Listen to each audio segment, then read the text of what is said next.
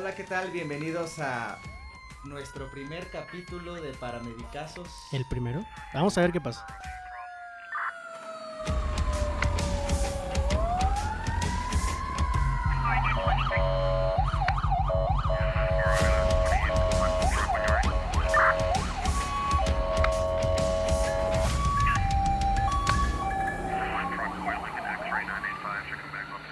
Mi nombre es Daniel Peñaflor Mi nombre es Jonathan López, y este es un espacio para darle voz a la medicina prehospitalaria. que casi no se escucha. Hoy vamos a hablar de lo que es seguridad de la escena. ¿Qué nos dice la escuela, Jonathan? Híjole, es un tema bien básico, que a veces lo tomamos muy rápido en las aulas cuando tenemos ese tipo de enseñanza. Decimos, seguridad de la escena. ¿Mi escena ya está segura? ¿Pero realmente está segura? No lo sabemos. Es muy complicado, porque muchas de las ocasiones, como instructor, como alumno, te dicen, oye, ¿tu escena es segura? Sí es segura, no es segura. Difícilmente nos enseñan realmente a poder decir si es segura o no. Pero realmente creo que la definición que tenemos de es segura o no es segura está bomberos, está policía, pero creo que es un tema que va mucho más allá, que no le hemos dado el enfoque y que a través de la experiencia pues, nos hemos dado cuenta de muchas cosas que nos pinta otra realidad. O desde el hecho de llegar a un accidente de tráfico, cuántas personas han muerto, paramédicos han muerto atropellados, en incendios. O sea, es un tema que cuando lo platicábamos de cuál sería nuestro primer capítulo, creo que es un tema en el cual podemos ahondar mucho, porque siempre se nos enseña eso y lo vemos en la escuela. Lo vemos como le ponemos los casos al alumno, que decimos tienes un paciente combativo que te está empujando y todo, pero ¿cómo es la realidad? La realidad es muy distinta y creo que nos hemos dado cuenta absolutamente todos los que nos dedicamos a la atención prehospitalaria, de urgencia, bomberos, etcétera. Todos nos dicen, sí, la escena es segura. Pero realmente tenemos un enfoque muy distinto y es el hecho de decir qué es lo que realmente está pasando. Porque en muchas ocasiones decimos, pues ya está guardia, ya está policía, ya está bomberos. Y la realidad es que muchas de las ocasiones nosotros tenemos que hacer otro tipo de enfoque y tenemos que hacer lo siguiente. Tener que a veces platicar con el paciente, a veces nos toca siempre el paciente que dicen, es que está en estado de ebriedad, o la persona que acaba de discutir o de tener una riña familiar o algo parecido, pues a veces ni los policías se van a poder ayudar, los policías al contrario a veces llegan a alterar mucho la escena y a veces lo único que tienes es tu palabra y tu convicción que puedas tener para poder hacerlo.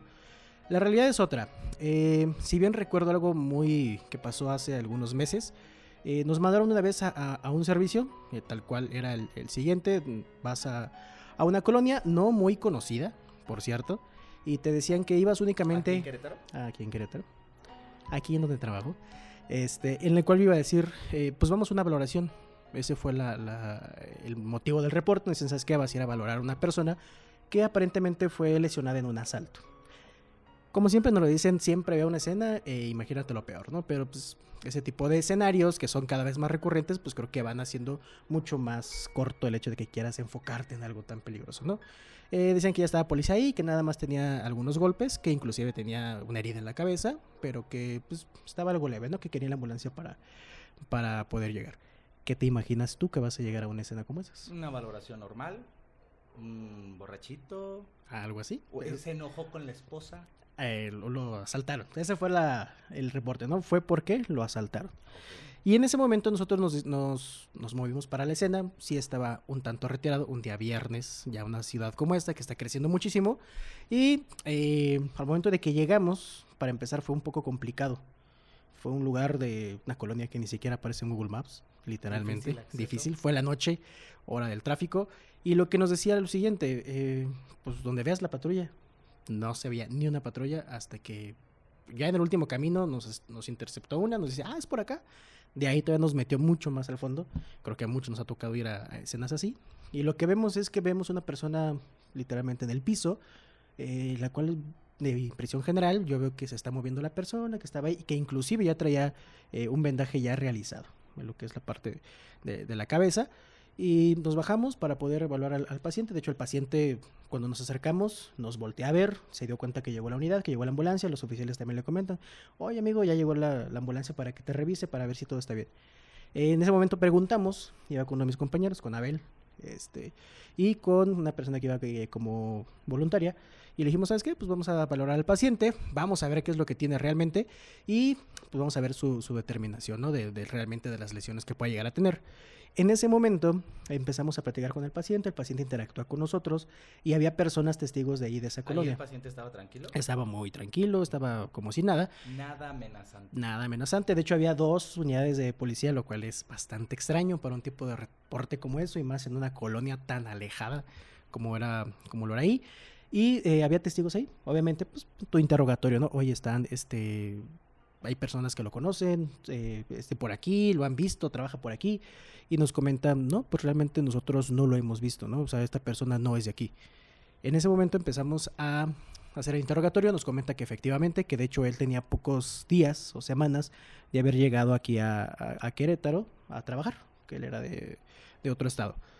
Nosotros empezamos a evaluarlo, le preguntamos qué pasó, nos comenta que pues aparentemente lo habían asaltado, después como que al parecer fue una riña, desconocemos muy bien el asunto, y nos dice que fue golpeado y que pues le abrieron la cabeza.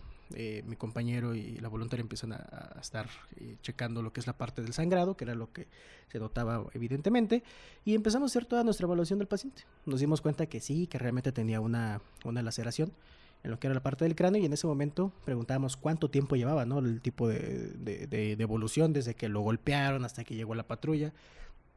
Llevaba poco más de 1 hora todo el incidente, que en lo que alguien habló, alguien lo vio ahí, llamaron, llegamos, todo.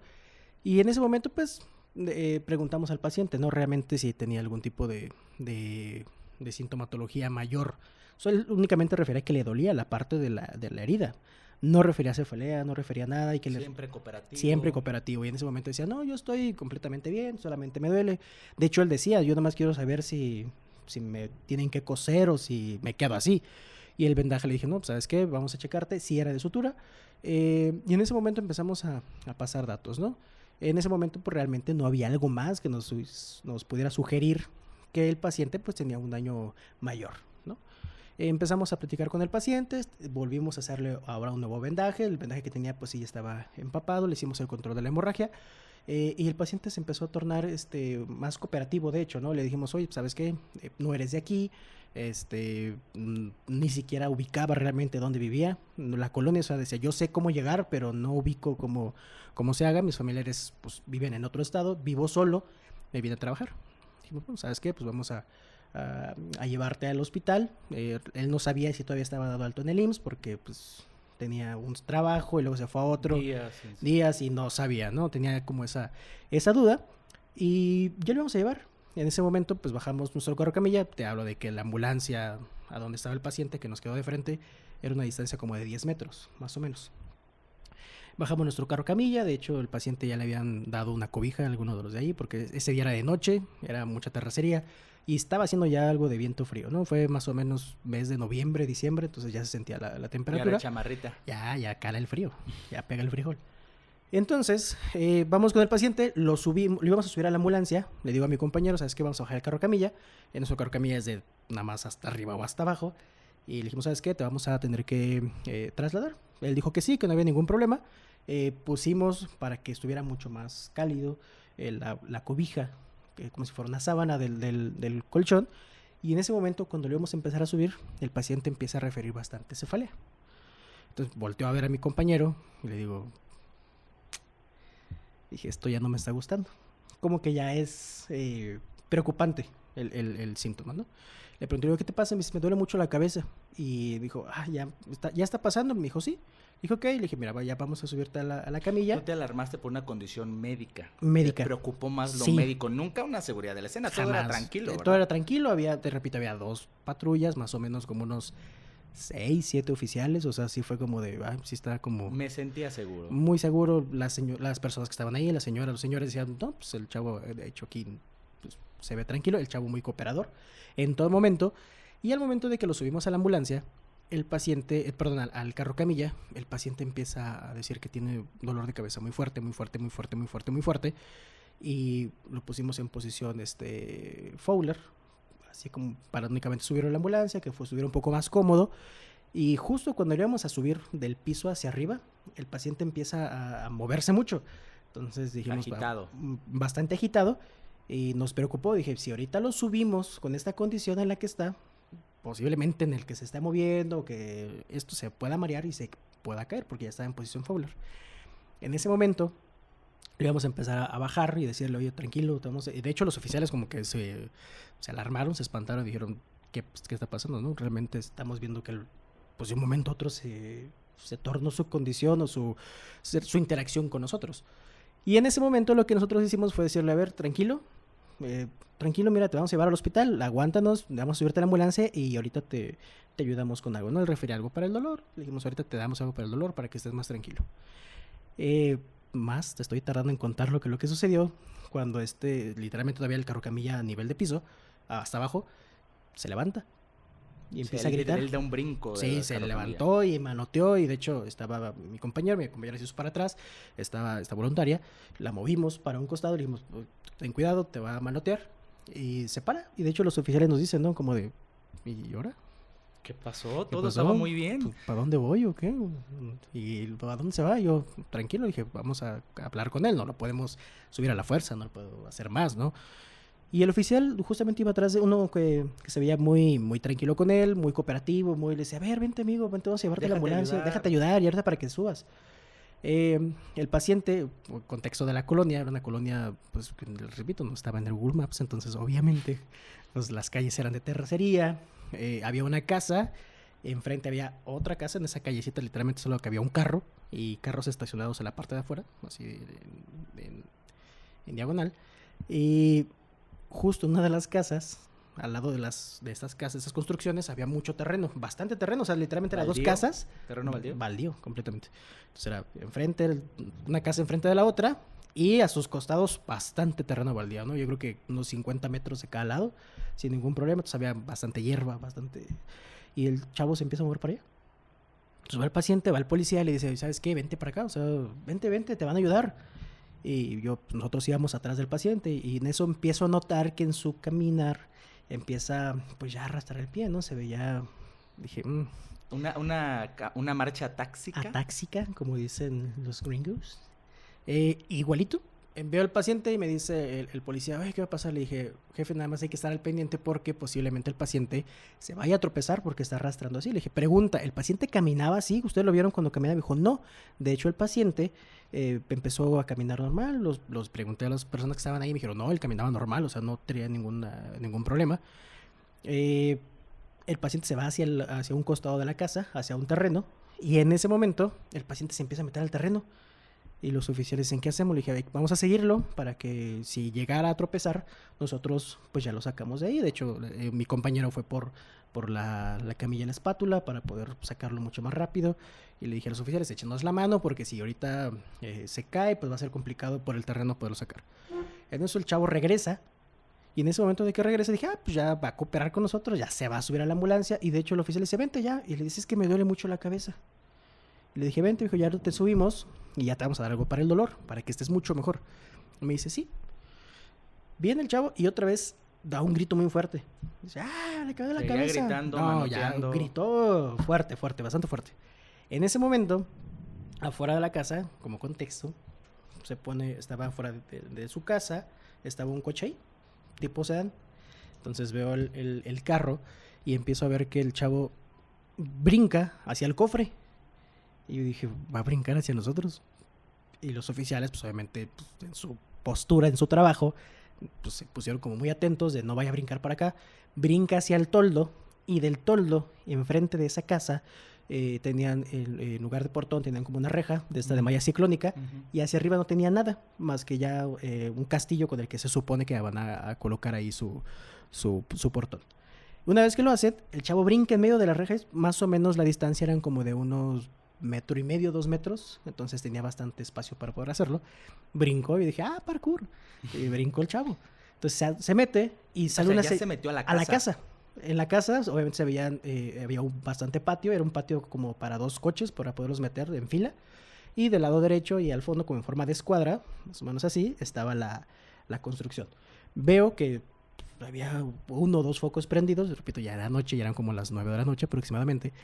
Y una señora que estaba ahí viendo. ¿En su casa? En su casa, en el chisme. Pues dijo, yo aquí voy a ver. Se asoma y me dice, ya se metió a mi casa. Y yo dije, ¿seguro que no lo conoce? Me dijo, no. Y se empieza a alarmar la señora y dice, es que está adentro y lo va a agarrar. Y yo, ¿qué va a agarrar? Yo, pues, ¿qué hay adentro? ¿Qué te imaginas? La señora no se veía grande, de hecho se veía pues, unos 30 y tantos años. Pues imaginé que había a lo mejor niños o algo. O dije, un perro, ¿no? O algo. ¿Y ella estaba sola? Ella comenta que estaban sus hijos ahí. Pero los niños, por fortuna, pues por querer ver las patrullas, la ambulancia, estaban pegadas hacia la puerta. Entonces lo sacó y los oficiales dicen, señora, tranquila, nada más, si nos autoriza usted, vamos a entrar para que podamos sacarlo, ¿no? Sí, claro, entraron los oficiales, les abrió, de hecho la señora tenía una cadena y un candado bastante grande, les abre, se meten los oficiales y empiezan a platicar con él, oye, vente, chavo, no sé qué. No se alcanzaba a percibir, sí había alumbrado público, pero no estaba justamente fuera de la casa, o sea, daba como de rebote, por así decirlo, y por su barda que estaba un poco amplia, me acuerdo que había como ladrillos o algo ahí de material, daba mucha sombra, entonces el chavo se veía, pero la silueta no lo podías distinguir mucho, y en eso veo que los oficiales dicen, no, ya lo trae, y yo, ¿qué trae? Y en eso sale el chavo y trae un objeto punzocortante, un cuchillo, parecía un cuchillo, no se lograba percibir, y el chavo sale corriendo hacia nosotros. Entonces los policías se hacen para atrás y dicen... ¿Y ahí te sentiste amenazado? Ahí sí ya. ¿Y los policías? Más. Porque no se veía, o sea, ya no sabías qué traía, solo se veía que traía algo. Ya de paciente se tornó atacante. Atacante completamente. Y se hace la parte de atrás, nos movemos y llegan los policías y dice, tranquilo, o sea, guarda la calma, por favor, te queremos ayudar, o sea, tranquilo. Y me dice el oficial, ¿qué pasó? O sea, le dije, muy seguramente el golpe que trae en la cabeza ya evolucionó y ya lo está deteriorando, y no es porque él quiera, o sea, es una condición médica que ahora lo está tornando en esa condición. Lo hace, el chavo empieza a quererlos agredir, salen los oficiales, algunos de ellos pues obviamente ya empezaron a sacar su bastón para poder someterlo si era necesario, y seguía un policía, el mismo que lo estaba acompañando, si no mal recuerdo, pues seguía platicando con él de, oye, tranquilo, pues deja es que eso vieron ahí. Todo del principio. Ellos sí. Entonces empezamos a ver, y de hecho el chavo cuando empieza a aventar, empieza pues, a decir, los va a matar, y ya se los cargó. Amenazándolos. Sí, ya. Y dije, yo creo que ya no quiere cooperar esta persona. Y en ese momento toma el arma, lo que traía, el objeto, y empieza a aventar así. Y yo, ¿qué está haciendo? Le dije, no creo que le vaya a pegar a la reja, ¿no? O sea, ¿no? Y en ese momento él mismo empieza a autoinfligirse. Se empieza a atacar él solito. Entonces empezaron lo que es la parte del tórax. Enfrente de ustedes. Enfrente de nosotros. Sí. Y los oficiales dicen, tranquilo, no te hagas eso. Posteriormente, después de unos cuantos, que empezamos a ver que sale sangre. Y me dice el oficial, métete. Y yo, pues, ¿cómo voy a meter? Sí, no está armado. Pues, o sea, yo...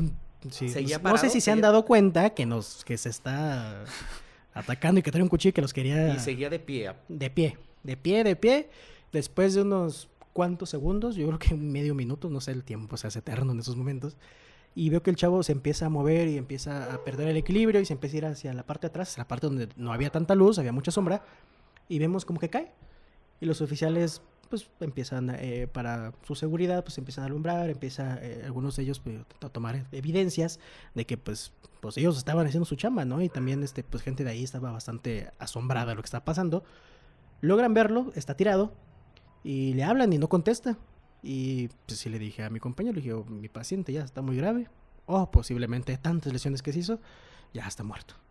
Entonces entran los oficiales y de repente veo que se echan para atrás, o sea, de manera muy rápida, como si los hubieran espantado, se hacen hacia atrás y todavía esta persona se levanta y todavía intenta como hacer ciertas agresiones. Inclusive pues ya dijimos, y vuelve otra vez, se para de pie, ya no hasta la reja donde se veía, pero sí se veía bastante complicado. Su silueta, y vimos que seguía haciendo los movimientos como si él se estuviera atacando, ¿no? Obviamente veíamos que estaba todo ensangrentado de la parte de aquí del cuello hacia abajo, y cuando empezamos a hacer eso, de notarlo, dije, pues pásame unas gasas por si las dudas. Control de hemorragias, y ahorita que se detenga el paciente. Se cae, esperan unos segundos, los oficiales empiezan a observar hacia su periferia, todo, y me dice, ya no trae el objeto en la mano. Aparentemente ya se cayó. Y me dice, estén atentos, no se vayan a meter. ¿Ya es segura la escena? Yo sí mándame apoyo adicional. Todo esto, pues obviamente le está avisando a mi radio, mi central, por lo que estaba sucediendo, ¿no? Porque pues sí, ya era un tiempo algo prolongado pasar haciendo una evaluación, no pasar datos, y pues obviamente porque también estaba ahí policía, ¿no? Entonces estaba dando su parte importante. Una vez que lo hacemos, que ya nos permiten entrar, que ya fue mucho más seguro, ya los oficiales entraron, retiraron todo lo que pudiera ser peligroso en ese momento, y me percato que el paciente seguía ventilando. Y empiezo a ver vivo, y de la parte de aquí, justamente del cuello, justo en la zona de la tráquea, graves? muy graves, empiezo a ver que el paciente lo veo con el sangrado activo. Veo que no se veía aparentemente algún tipo de obstrucción o secreciones en la vía aérea, pero sí lo que en la parte de aquí de la vía inferior. Empiezo a notar y empiezo a ver que está bastante pálido, disneico, todo. Yo dije, pues sí coincide con mi mecanismo de lesión que acabo de presenciar. Y lo empiezo a notar, veo que le cuesta mucho trabajo respirar, pero también veo que empieza a salir sangre de aquí en forma de burbuja, y bastante. De manera inicial pongo mi guante, en lo que venía mi compañero con el botiquín, y empezamos a trabajar con él. Obviamente ya cuando pongo la mano, el paciente ya empieza a ventilar mejor, ya ¿Una ruptura traqueal? Una ruptura traqueal, sí era bastante grande, sí, más o menos poco más de media pulgada, 1 pulgada, y empezamos ahí a trabajar con el paciente, ¿no? Pasamos datos con nuestro médico regulador, ya nos dio las indicaciones para poder tratarlo, y pues una escena que en ese momento era bastante complicada, que por sí volteamos a ver a los oficiales asombrados. De impactante, sí, o sea, estás atendiéndolo, le acabo de checar sus signos vitales y ahora se está apuñalando solo enfrente de mí. Y sobre todo que ellos no conocen realmente de las lesiones, ¿no? Nos dicen, está pasando por un traumatismo encefálico y ha disminuido su escala de coma de Glasgow y su estado mental alterado y la apoxia cerebral. No lo conocen, entonces ellos se dijeron qué pasó, ¿no? Incluso decían, oiga, y no hay posibilidad de que se haya drogado o algo ahorita. Y yo, pues si ustedes lo estuvieron checando, pues digo, yo lo que llegué, pues no vi nada, ¿no? Dije, no sé si ustedes. Y comentan, no. Y fue bastante impactante, ¿no? El hecho de decir, tuvimos un paciente que íbamos a una evaluación realmente de rutina, de una evaluación súper sencilla, que era alguien que lo han asaltado, y en ese momento pues fue bastante complicado. O sea, no fue como el de, el clásico que vas y bueno, pues quedó en el susto, o lesiones muy menores, golpes, y sí fue bastante complicado. En ese aspecto ya tuvimos que subir al paciente a la ambulancia, trabajamos con él, un paciente bastante crítico. ¿Cómo lo abordaron a él? Tuvimos que hacer control de hemorragias, tuvimos que, pues obviamente ya por el control de la vía aérea, se tuvo que hacer, pues básicamente se aprovechó el espacio que se tenía, por la vía aérea, pues ya se la hizo, qué cosa tan más extraña. Básicamente fue meter ya el tubo por ahí, el paciente seguía con problemas ventilatorios, veíamos las heridas que estaban aquí, tener que taparlas, que sí ya eran considerables, que sí comprometían la parte de la ventilación. Después el paciente desarrolló, por el tiempo que ya llevamos ahí, desarrollando motor exatención, se hizo la descompresión, tener que mantener la sedación, las aminas, el apoyo de la unidad que llegó, que fue nuestro supervisor, ya con el ventilador, las bombas de infusión, etcétera, y pues ahí llevarlo al paciente. Obviamente tiene un choque hemorrágico bastante considerable, y pues su estabilización hasta que llegamos al hospital. Pero pues si dices, vas a una... O sea, era valorar a una persona que se había lesionado por riña. Sí. Y creo que de aquí nos llevamos mucho aprendizaje de tu caso, porque pues creo que todos los que estamos aquí viendo este capítulo, todos estamos poniendo atención a lo dramático que es el escenario de oye, te estoy checando la herida que tienes en la cabeza, cómo se va tornando de estar muy tranquilo, cooperativo, a completamente acooperativo, que empiece a tornarse agitado, un tanto combativo. Aquel que llamamos combativo, ¿no? ¿A qué le llamamos combativo realmente? Una persona combativa pues realmente no puede ser, ¿no? Pues, ¿alguien que quiere combatir conmigo? O es un atacante o es un paciente que no coopera porque tiene una enfermedad.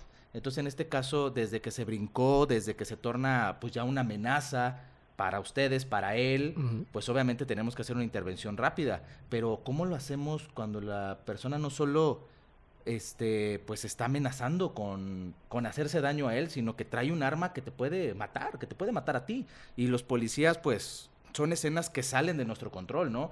Muchas veces vemos en las películas cómo vamos a negociar de que hay rehenes en un banco y salte y vete, y pues un policía mexicano con su entrenamiento, que seguramente es muy bueno, este tipo de escenarios pues salen de su control.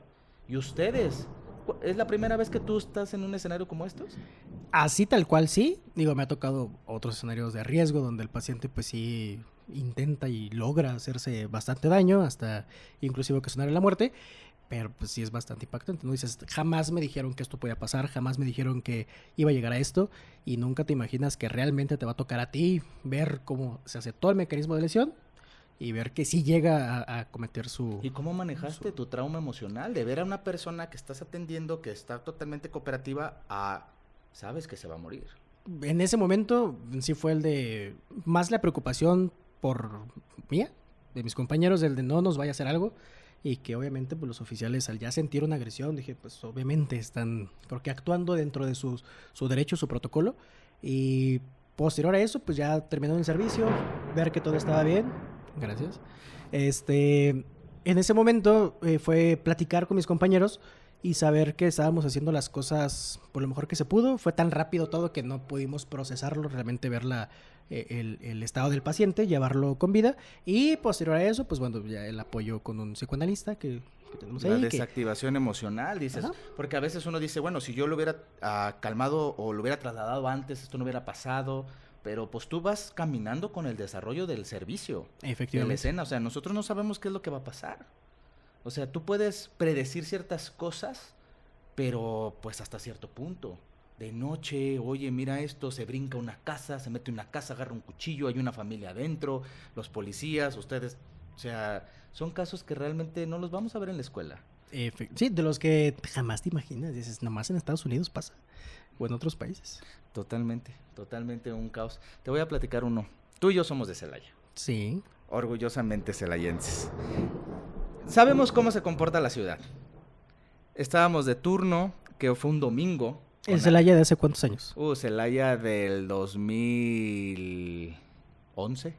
Ah, todavía estaba más... Celaya de 2011. Más digno. Del 2011. Más habitable. Más digno, más habitable, caótico en ciertas zonas. Domingo, estamos de guardia con Alberto. Le mandamos un saludo a Alberto. Y nos reportan una reacción aguda de estrés por una pareja que se había tenido una discusión. Clásico. Entonces, la paciente aquí era una paciente femenina, la cual se sentía mal. Fuimos despachados por seguridad pública, llegamos a la escena en una colonia de las cuales no tenemos que hacer nada ahí, pero pues era un servicio y teníamos que acudir. Entonces, llegamos a la colonia, y ya estaba seguridad pública, y había una patrulla, 2 oficiales. Era un portón grande y era una vecindad. Entrabas, un patio grande con unas pilas grandes de agua, unos tendederos, 2 pisos y un pasillo largo con más cuartos. Y nos dicen, es en el piso de arriba, unas escaleras al frente. Subimos. ¿Segundo piso o tercer piso? Segundo piso. Ok. Subimos, veo a una paciente femenina en el piso, en posición supina, en posición de estrella, y veo un cuchillo de los de la fruta, de frutero, sí, cuchillón. Lo veo al lado de su mano. Ella no lo estaba sosteniendo, al lado de su mano, y en su muñeca había como unas 3 lesiones, con hemorragia mínima. ¿Okay? Y veo el cuchillo. La chica la veo con los ojos cerrados, lagrimeando, y una respiración rápida y superficial, de acuerdo a la reacción aguda por estrés. ¿Reacción aguda del estrés? Sí, nada más estaban los 2 policías, la chica y nosotros. Y lo primero que hago es patear el cuchillo. Lo alejo de ella. Ok. Digo, oye, pues si está ahí, si con eso se infringió, pues nos puede atacar. Lo que hago es patear el cuchillo, lo alejo, ¿ok? Y empiezo a hablar con ella, ¿cómo estás? Venimos a ayudarte, permítenos atendernos, nos permites, ella cooperativa, pero muy sutil. Sí, ándale pues. Muy de ándale pues, hazlo. Sí, ya y estábamos haciendo la curación.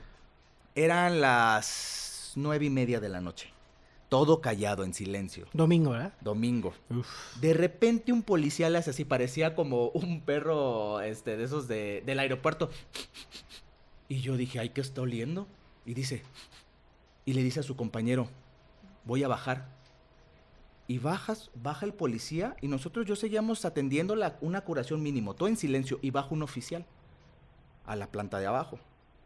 Y regresa y le dice algo en claves al policía y escucho cómo cortan. sea, fierro con fierro, las armas. ¿Qué dijiste? Ya va a empezar. Y yo dije, ay, ¿qué está pasando ¿Para aquí? qué vine? ¿Para qué vine? Mamá. Hubiera estudiado medicina. Pero yo quiero ser paramédico, mamá. Y, Quiero ser feliz. y yo en pánico, y mis compañeros, ¿qué onda? Y la chica seguía tumbada ahí en el piso.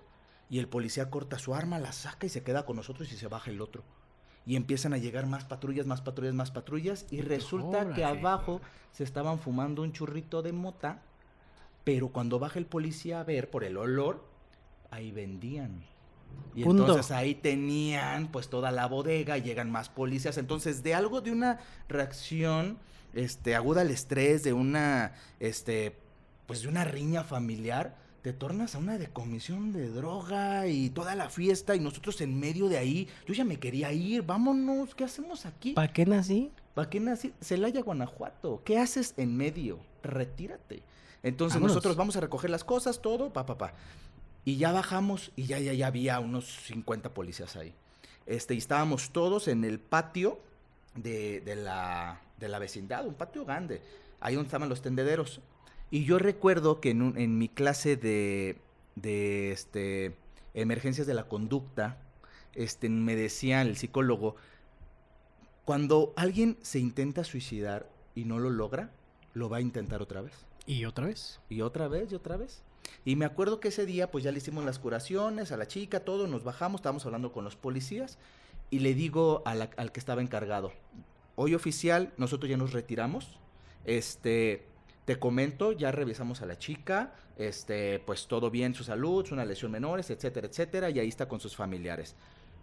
Yo te recomiendo que pues se le pida ayuda psicológica, lo que se tenga que traer aquí, porque el que lo hace una vez lo vuelve a hacer. No tardé en acabar esa frase cuando escucho un grito del segundo piso y veo a la chava aventarse hacia nosotros, del segundo piso hacia nosotros.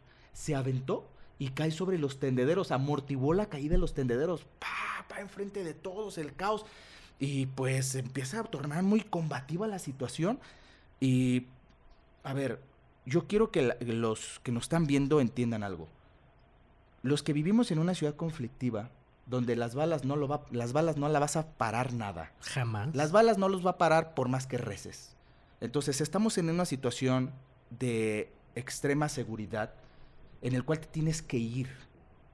Uh-huh. Cuando la chica se avienta el caos, todo, que afortunadamente no le pasó nada grave, pues nada más los policías ahí, órale, la volvimos a revisar y todo bien porque amortiguó perfectamente los tendederos, eran como 4. Empiezas a entender que la seguridad de la escena jamás es segura y es totalmente evolutiva, cambiante, y que tienes que tomar la mejor decisión de irte. Y muchas veces insistimos mucho en el paciente, y por ejemplo el protocolo de active shooter en una escuela en Estados Unidos es: huye si puedes huir, pero llévate a la gente contigo si puedes, pero huye. No te quedes dentro de la amenaza. Sí, claro. Y ahí nosotros lo que hicimos fue, vámonos, desaparécete.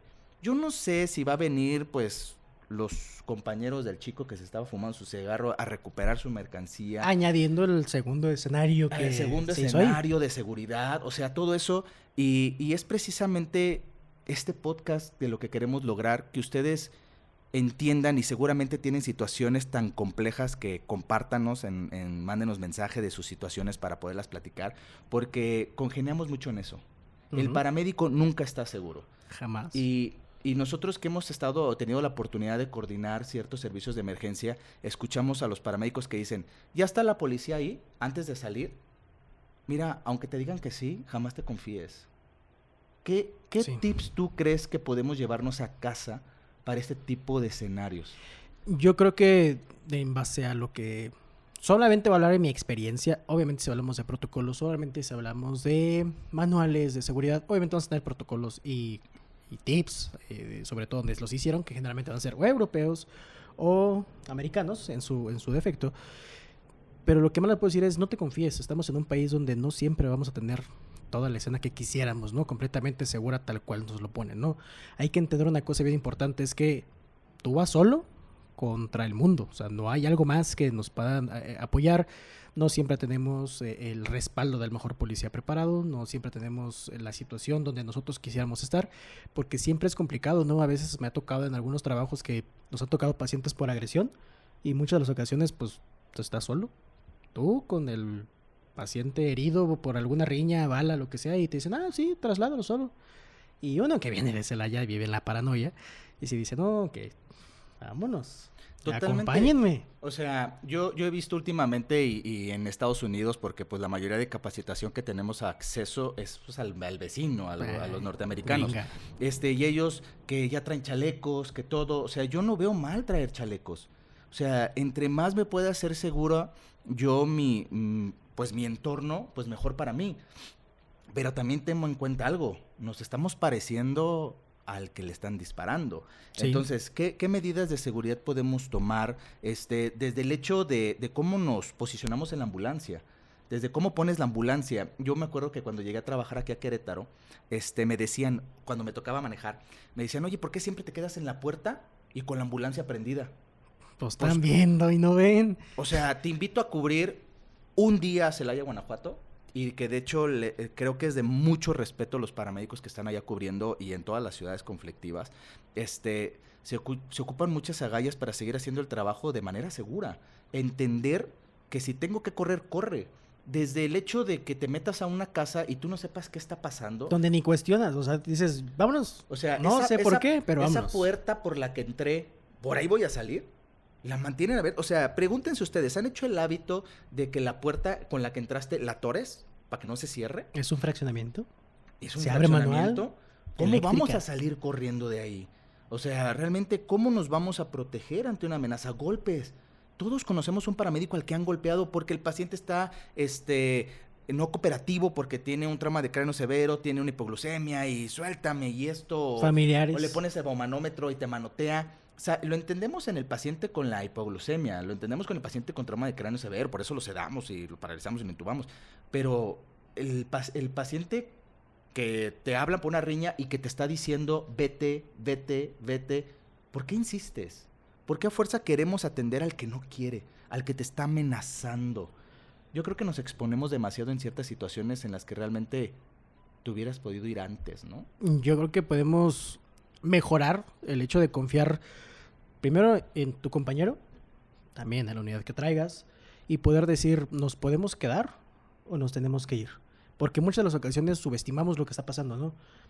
Ay, sí, el paciente ya está lesionado. Por ahí hay un dicho mucho afuera que dicen de que lloren en tu casa, que lloren en la mía.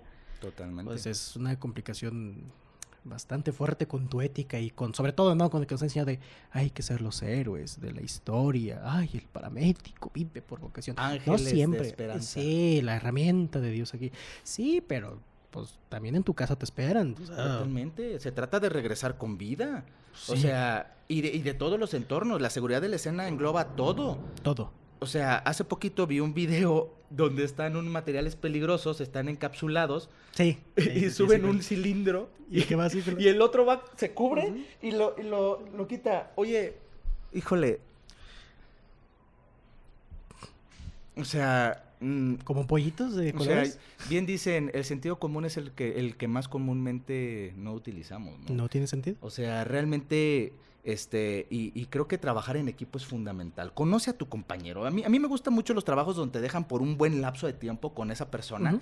¿Qué más padre que si fuera tu cuate, que fuera tu amigo, pero a veces te toca con él y con él haz la empatía, ¿no? No que sean los best friends, pero sí haz la empatía con él, porque también aplica ese dicho de que el que no entiende una mirada no entenderá una larga explicación. Exacto. O sea, ¿cuántas veces no hemos estado trabajando y desde que algo que no te parece es la mirada, vámonos? Uh-huh. O sea, cuando te digan vámonos, es vámonos. Nada de que déjame buscar el ya pulsoxímetro. Ya avisas. Siempre listos, siempre pilas, vámonos del lugar porque no te prestes a que te pase algo, ¿no?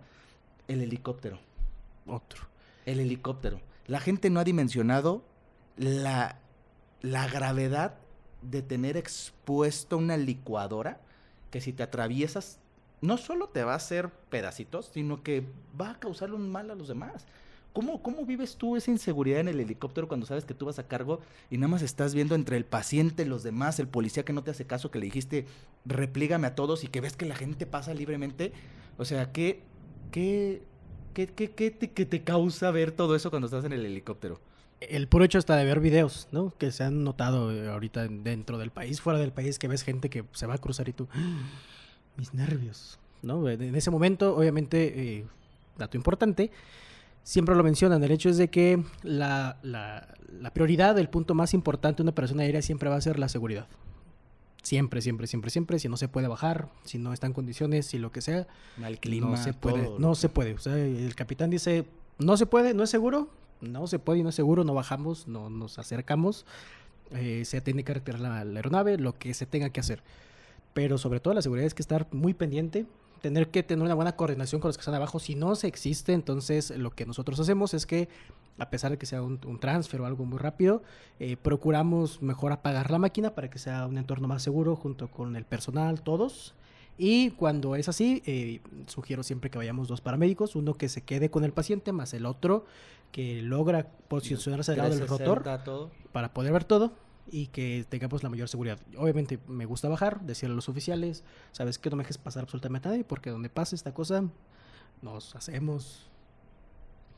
Yo creo que la medicina prehospitalaria, como todos lo sabemos, estamos luchando por la profesionalización, que no hablamos de títulos ni cédulas, hablamos del hecho de ser profesionales, de saber lo que estás haciendo y trabajar en equipo. Yo creo que estaría bien padre que en el lugar donde trabajamos, en el municipio, en el estado, donde tú te encuentres, por ejemplo, a mí me gustaría mucho trabajar con los policías, que un día nos reúnan, a ver, estos son los policías, estos son los paramédicos. Somos amigos. Si yo como paramédico te digo, oficial, por favor, resguárdame el perímetro, que nadie pase, es porque estoy haciendo un triage, es porque la gente se está metiendo, es porque se hace un caos de la escena que yo necesito a seguridad pública para que, pues, me ayude a gestionar este escenario. O sea, que los policías también sean empáticos con el paramédico y digan, ¿sabes qué? Él está haciendo su chamba y para que él haga su chamba mejor, ¿cómo lo puedo ayudar? O sea, tener esa relación que nada más basta con decir, ¿sabes qué? Déjalos y sigo tus indicaciones.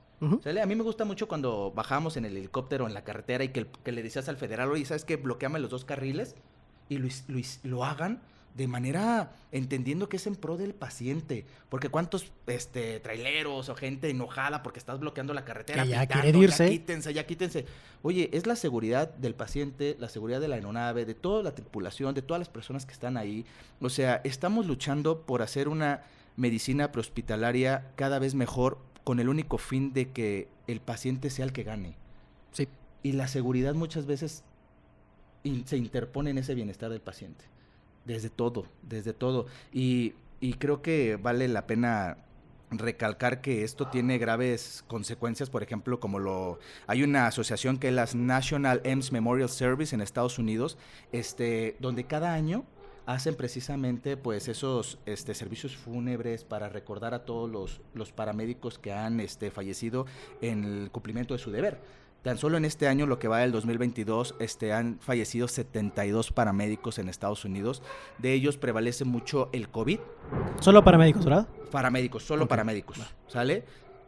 Han fallecido 72 por COVID, por accidentes vehiculares de ambulancia. Todavía sigue pasando eso.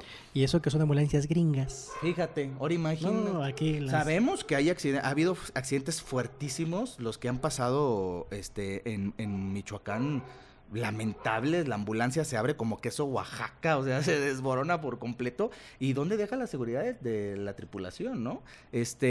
Prevalecen también lo que son accidentes de avión, que fue un único caso el año pasado, que fue en Cajón, algo así en Estados Unidos.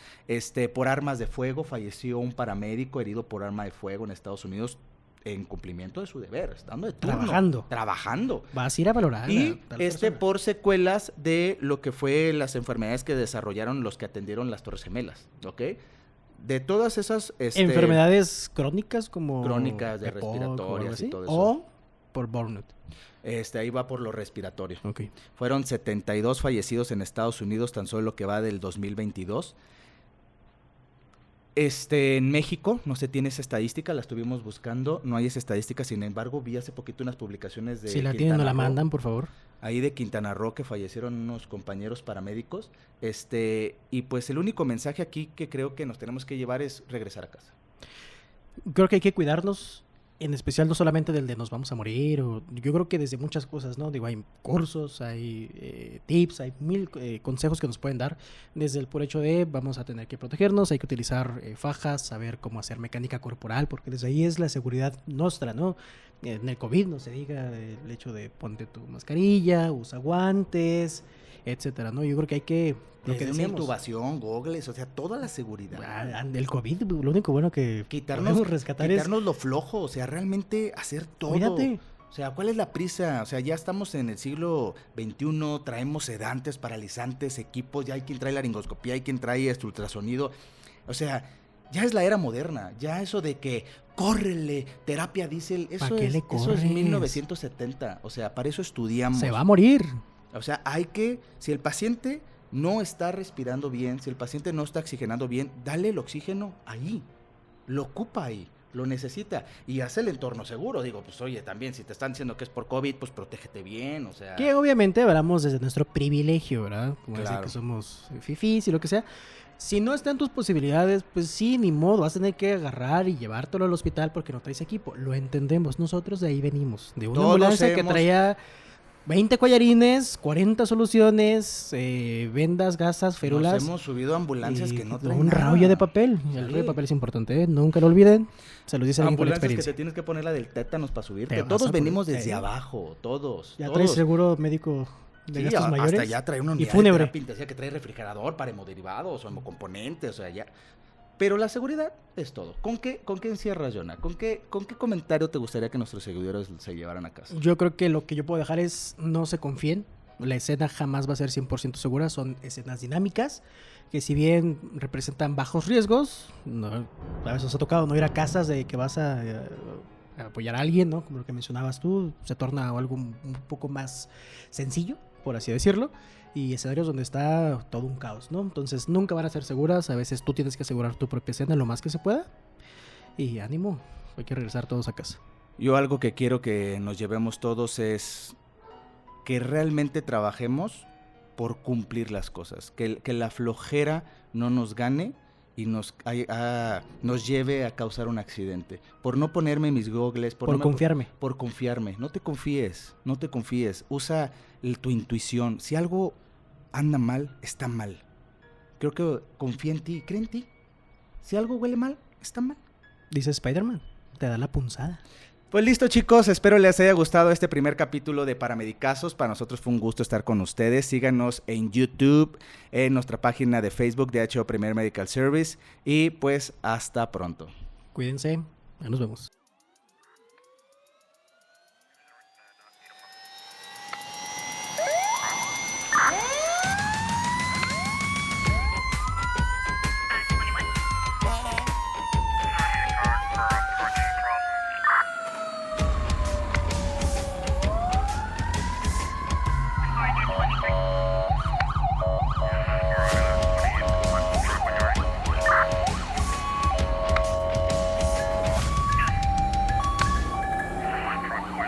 Right now.